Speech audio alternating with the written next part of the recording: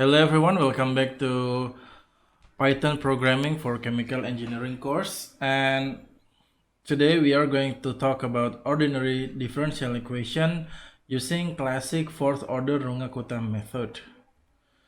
And the learning objective after this exercise, students should be able to solve ordinary differential equation, especially using classic fourth order Runge Kutta method.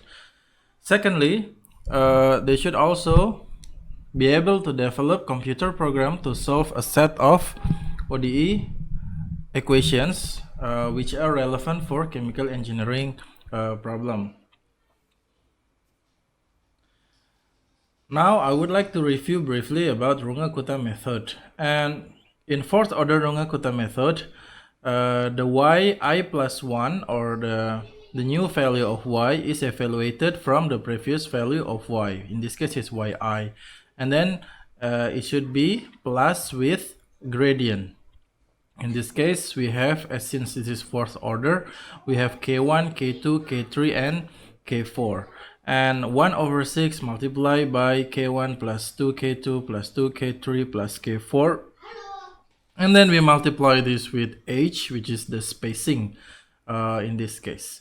And the good thing is, to evaluate k1, k2 up to k4, we only need previous value. Like what is the value of xi and yi. And then once you obtain the value of k1, you can use this one. You can use this value to compute k2 and so on. And finally, when you obtain k1 up to k4, you can get the new value of y. Notice that for this ODE that are only a function of x alone, the fourth order Runge Kutta method is similar to Simpson's 1/3 rule method, and so on. Okay, for many practical problems in engineering and science, it requires a set of differential equations, or we call it as a system of equations, simultaneous ordinary differential equations. So in reality, we will have dy1 over dx, dy2 over dx, and so on. The solution of such a system requires that n initial conditions be known at the starting value of x. So when we have n equations, typically we will have n initial conditions. I mean, initial condition that contains n elements. So then for simultaneous ODE, it requires n initial condition, and the slope here, the k1 up to k4, it is not a scalar. It becomes a factor with the size of n multiplied by 1. Okay, so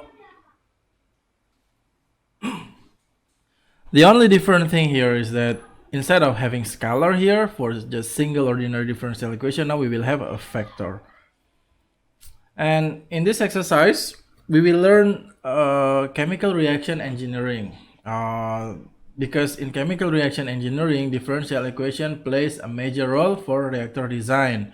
And typically, it involves mass and heat balance. And in this example, we will evaluate batch reactor design to handle reaction in series. And for this example, for particular example, liquid phase reaction in series are taking place in a batch reactor, which operates under isothermal conditions where A becomes B and then becomes C. And the yield of B here, it depends on the rate of formation from K1, and then depends also on the degradation from K2. So it depends if this reaction, the first reaction is fast and the second reaction is slow, so we will get something out of the product, which is product B. But if the production is slow and then the degradation is fast, of course, then all product B will disappear right away. So in this case, B is the desired product, and formation of B depends on both the conversion of reactant A and degradation of B to C. Since reaction rate depends on temperature, we would like to evaluate the yield of product B for various values of temperature. So that's the thing. And to be more detailed, so the values of K1 and K2, it follows Arrhenius equation, which means that they depend on temperature. We would like to find the optimum temperature which gives the maximum yield of CB. Typically, we will do this kind of problem by using golden section method. We will solve this kind of problem using golden section, but since we have not arrived yet in golden section, what I'm gonna do today, I'm going to scan the yield of product B at various temperature from 300 to 450 C. If it creates a volcano shape, and then we can see clearly in which temperature the maximum of CB will be obtained. And the equations to solve, we have three equations as expected from your chemical reaction engineering course. You will learn that dCA over dt, that's equal to minus K1 multiplied by Ca. And then dCB over dt, we have formation from the first reaction, which is K1 multiplied by Ca, and then the degradation reaction that follows minus K2 multiplied by Cb. And the reaction rate for the formation of C, of course, it is only K2 multiplied by Cb. And we have a bunch of data that is available to us. So the structure of the program, this should be Runge Kutta method.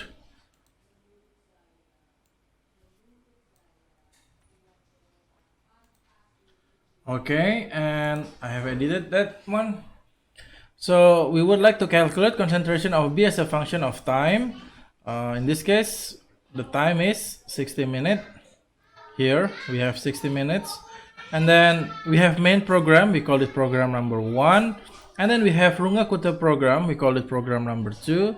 And then we have the function to call or to calculate the value of dCA over dt, dCB over dt, and also dCC over dt. So that's program number 3. And as usual, in this exercise, I'm going to start from back to forward. Okay, so I will start from making program number 3, and then program number 2, and then program number 1. That's how I usually do. So now let's move to Spyder. And so this is the Spyder environment. So to speed up our exercise, I have provided basic information such as the import command here, import numpy snp, import matplotlib.pyplot.splt, and I have provided all the data. So the initial time is 0, the final time is 60, and then I have time span, in this case is t span. So that's basically a lean space of t0 tn divided by n section. I choose 61 section, and then automatically we can calculate the dt value. And then we have a bunch of initial data here. We have A1, A2, E1, E2, and then the initial concentration. We assume that the reactor only contains A in the beginning, which is 2 gram mole per liter. Our Cb0 is 0, Cc0 is 0, and then the initial condition, it consists of 3 elements here, Ca0, Cb0, and Cc0. And this is important in a sense that the value of our K1, K2 up to K4, it will be a 3 by 1, okay? And then we would like to evaluate our temperature from 300 here. I should say it was 300, right? Yes, 300 up to 450, no problem. So this is the lower bound and this is the upper bound. Okay, so I will create more space here. So let's make subroutine number 1, which is the function, and def, we call it my fun, and it will receive input of time, and then we call it as C, and then temperature. What is the value of temperature in that time? So, and then we define dc dt. That's basically containing Ca, Cb, C, Cc, Np dot zeros. That's the length of P, right? So yeah, we know the initial for initiation, we put that size. All right, now when we have C, this is a vector containing 3 elements. So see, undefined name variable p, oops, the length of c. Okay, never use. Okay, no problem. So the length of c here, I repeat again, the size is 3 because we have c, it contains ca, cb, and cc. Now usually we extract the value of ca, cb, 0, cc. That's actually number 1, 0, cb is c number 1, and then cc is c number 2. Okay. All right, and then once we obtain this, we can calculate k1. K1, that's actually a1 multiply np.exp minus a1 divided by r divided by t. So that's the value of k1, and for k2, of course, you can only copy, and k2 a2 np minus 2 divided r divided by t. All right, now we can write our differential equation dc dt, that's element number 0, oops, that's equal to minus k1 multiplied by ca, and then dc dt element number 2, or it's just 1, k1 multiplied by ca minus k2 multiplied by cb. And the last one, dc dt for element component c, we have k2 multiplied by cb. And now we can return. The return here is dc dt. So it consists again 3 components. So cc is never used. Okay, we can skip that one. We don't really need that actually. Okay, and then we check again. Oh, it seems like everything is correct. We can save our equation. So now basically we are done with program number 3. Okay, so we have defined what is the function. Okay, now in the second part, we would like to set up subroutine for Runge Kutta program. Let's see how it works. So I call it as subroutine number 2. This is for Runge Kutta method, or RK, and I name it my RK. It receives input as y and temperature, because later on we will change the temperature, and I call it as y store. This is the value of y that we will store as a function of time. np.zeros initiations, and that's the same as the length of the span, and then the length of IC.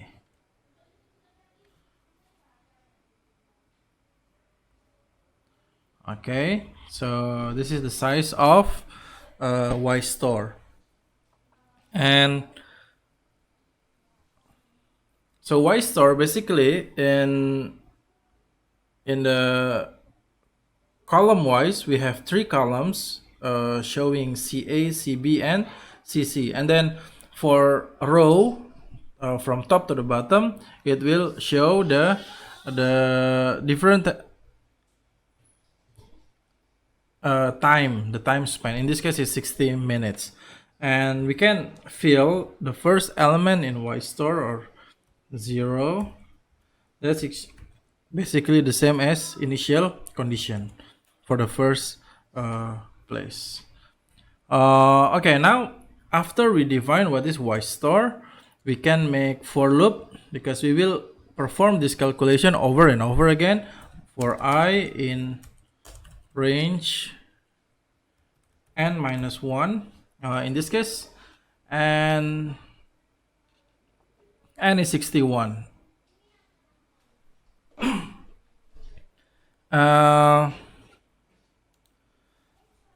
So and then the t, the value is t span I, and then the y value, that's np dot transpose, because now I would like to have it as a transpose form of y store. That's y store at element number I, and then point everything. Okay, so that's the value of y, and now we can start calculating what is the value of k1, k2, and then k3 and k4. And once you calculate k1 up to k4, you can calculate the y store, the new value of y, and we put it as element I plus 1, and then for all row, and that's actually y plus 1 over 6 multiplied by k1 plus 2 by k2 plus 2 by k3 plus k4, and we multiply this with dt, and we will return y store. All right, so this is how the program looks like in brief. So now we would like to calculate what is k1, and k1 is basically you can type my fun, and it receives input as time, we call it t, and then y, and it's this temperature. All right, and then if you look at the textbook or our PowerPoint slide, you can check what is the formula for k1 up to k4. Here for k2 we evaluate t plus 0.5 times dt for times, and then for y is we take a slope 0.5 multiplied by k1 multiplied by dt. Okay, and similarly we can copy this one,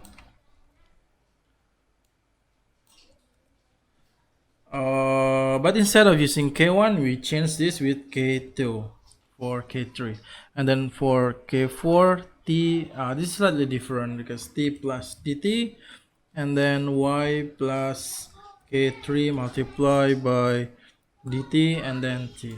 So that's all basically. Now we have invalid syntax. I think I forget the double dot there. Okay, now we have evaluated the value of y store here, and now we can make a main program for this. So this subroutine Runge Kutta will give us y store. So we can check now our main program, because Runge Kutta, it requires information about y and t, and y is the initial condition. We can try to see what we call it as CB, for instance, or C, or concentration. We can check if our program works, my RK, and then the y value here, we choose initial condition. That's our initial conditions. So IC, and then the T gas, let's say it is 350 centigrade, and see what value that we have. Print concentration. See how it works? Okay, so we have a bunch of value here.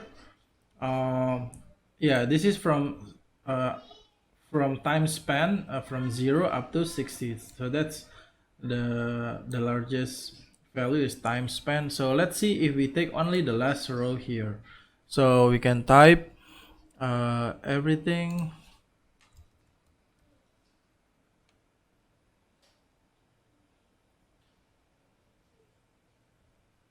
comma 1,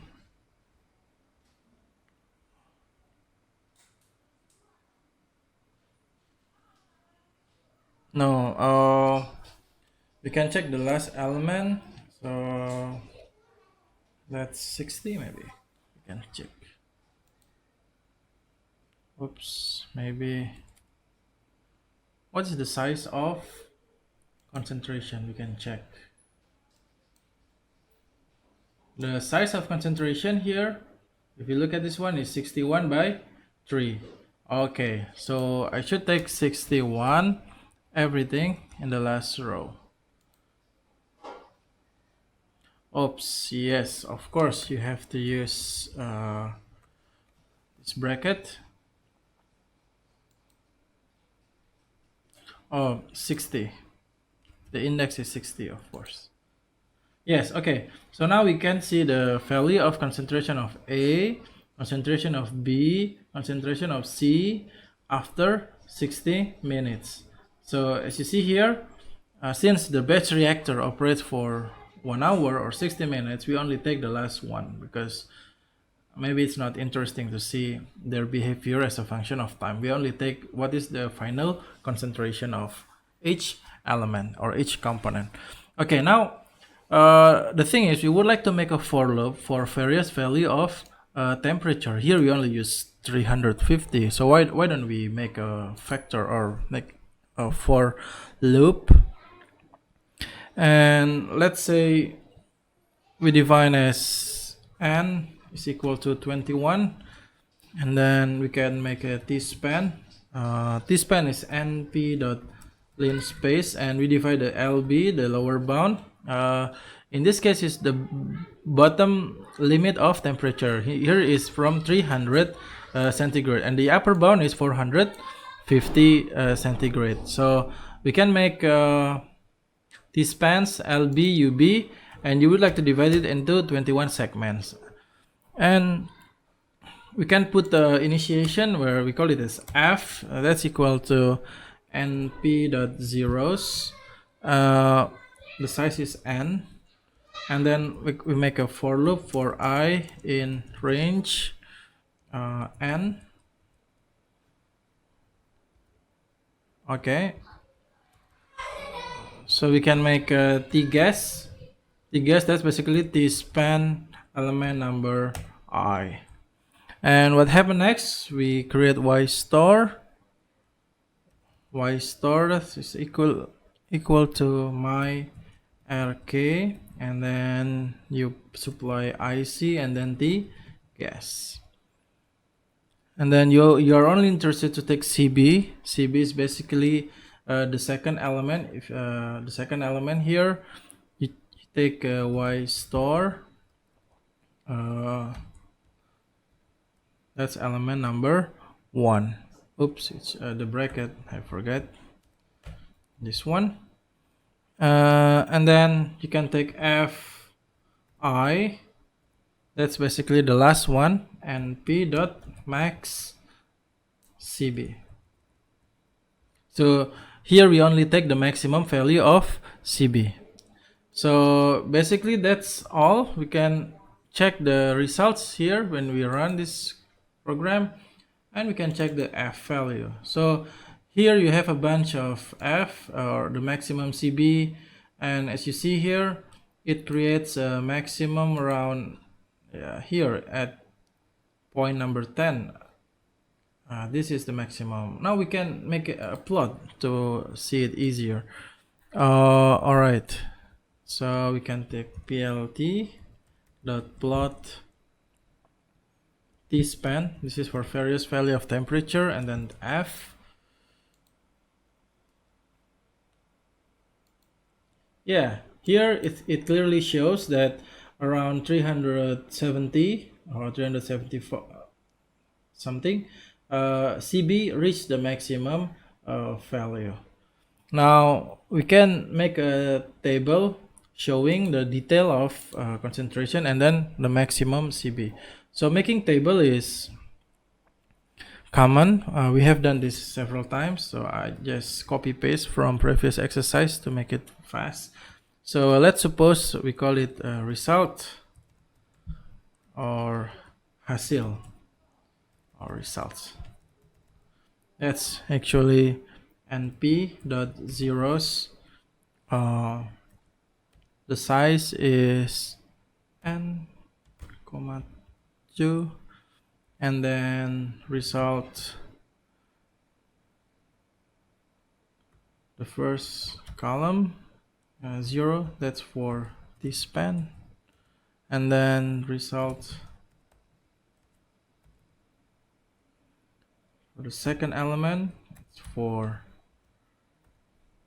f. All right, now we can make I just, to make it faster, I copy this one.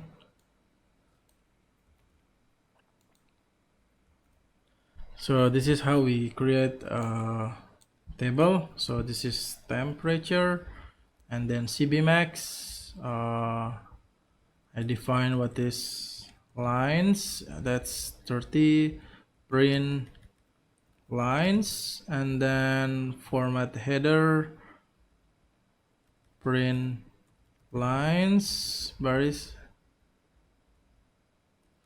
This is result, and then this is row, print format dot rows, and then print lines. Okay, see what happened. Let's try. Yes, seems like it works nicely. So now we have a table showing the temperature and the maximum concentration of CB. If we would like to see what is the maximum, as I said, here is about 375 centigrade. The maximum yield of CB about 1.3347. That reached the maximum. So that's all for our today's exercise. We learn how to solve Runge Kutta program or differential equations using Runge Kutta method, fourth order Runge Kutta method. It's not that difficult, I think. I hope you can follow this exercise, and good luck for your course. Thank you.